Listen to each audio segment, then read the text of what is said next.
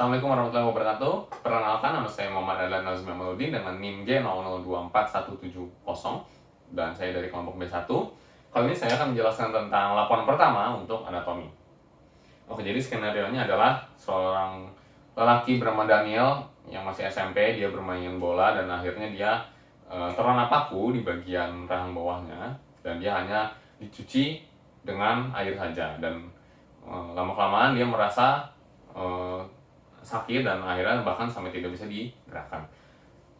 Nah, untuk soal pertanyaan pertama, yang bagian A adalah menjelaskan tentang fungsi mandibula. Baik, jadi ini adalah mandibula. Mandibula ini adalah biasa kita sebut rahang bawah, dan ini adalah bagian rahang yang bergerak. Tidak seperti rahang atas, dia di sini hanya diam, dan rahang bawah ini dia yang nanti akan bergerak saat melakukan gerakan mengunyah. Oke, di sini ada beberapa bagian. Pertama, di sini ada namanya pars alveolaris. Di sini adalah tempat menempelnya gigi di rahang bawah. Lalu di sini ada yang bagian yang paling besar, yang paling terlihat juga, dan ini bernama corpus mandibulae. Dan corpus mandibulae ini terdapat foramen yang bernama foramen mentale. Foramen mentale ini nanti yang akan dilewati oleh nervus mentale, vena mentale, sama arteri, bukan arteri mentale tapi arteri alveolar.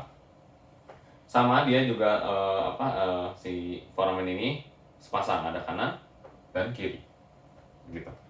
Baik, lanjut ke berikutnya. Di bagian sini ada ramus mandibula, sama ini juga sepasang kanan dan kiri. Ramus mandibula ini sama mirip sama korpus, dia cukup besar tapi dia ada di bagian yang tegak lurus dengan korpusnya. Lalu di sini ada proses kondylaris. Proses kondylaris ini ada dua juga, sama ada di kanan dan kiri. Nah, di sini nanti akan terjadi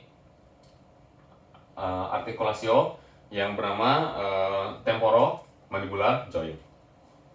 Lalu di bagian depannya di sini ada proses coronoideus yang akhirnya yang di sini dia nanti akan menempel otot untuk temporalis muscle atau temporal yang ada di sini, nanti dia nyambungnya ke bagian proses coronoideus untuk bagian insersinya. Lalu setelah itu kita masuk ke bagian belakangnya. Di sini ada yang namanya sama, di sini ada foramen lagi, namun di sini namanya foramen alveolar. Seperti ini yang di awal di mentale ada arteri alveolar. Di sana tempat masuknya, cuman di sini adalah bagian yang semuanya alveolar. Nervus, arteri, dan venanya di sini adalah nervus alveolar, vena alveolar, dan arteri alveolar. Dia juga sama sepasang ya, ada kanan dan kiri. Dan itulah bagian-bagian dari mandibula. Dan itu adalah untuk pertanyaan pertama. Lalu untuk pertanyaan kedua, kita lanjut ke pertanyaan kedua. Di pertanyaan kedua ini menjelaskan otot-otot dari masticatori, otot masticatori. Nah, masticatori muscle ini terdiri dari 4. Pertama ada temporal, otot temporal, temporalis muscle. Lalu ada yang di sini, ini namanya masseter. Lalu kita lihat di dalam, yang di bagian persis di bagian dalamnya masseter ada pterygoid medial. Lalu di bagian sedikit atasnya di sini ada pterygoid yang lateral. Nah, masseter ini fungsinya untuk membuka rahang. Lalu untuk yang temporal dia untuk menutup. Jadi ini nanti kedua sebenarnya semuanya ini saling bekerja sama, namun untuk membuka dan menutup yang utamanya adalah temporalis dan masseter. Lalu untuk pterygoid yang lateral dan yang medial, otot ini nanti berguna untuk menggeser rahang ke bagian lateral. Jadi untuk menggeser dengan gerakan seperti ini.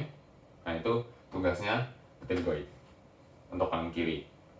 Yang utama untuk membuka dan menutup adalah si temporalis dan masseter.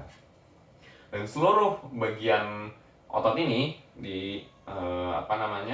diinervasi oleh nervus 5, cranial nerves 5 yang yaitu adalah trigeminus, dan trigeminus ini terbagi 3 lagi, dan seluruh otot ini adalah bagian yang ketiga, jadi 5-3 gitu, yaitu namanya trigeminus mandibularis. Baik, itu saja penjelasan dari saya tentang skenario yang pertama. Terima kasih. Wassalamualaikum warahmatullahi wabarakatuh.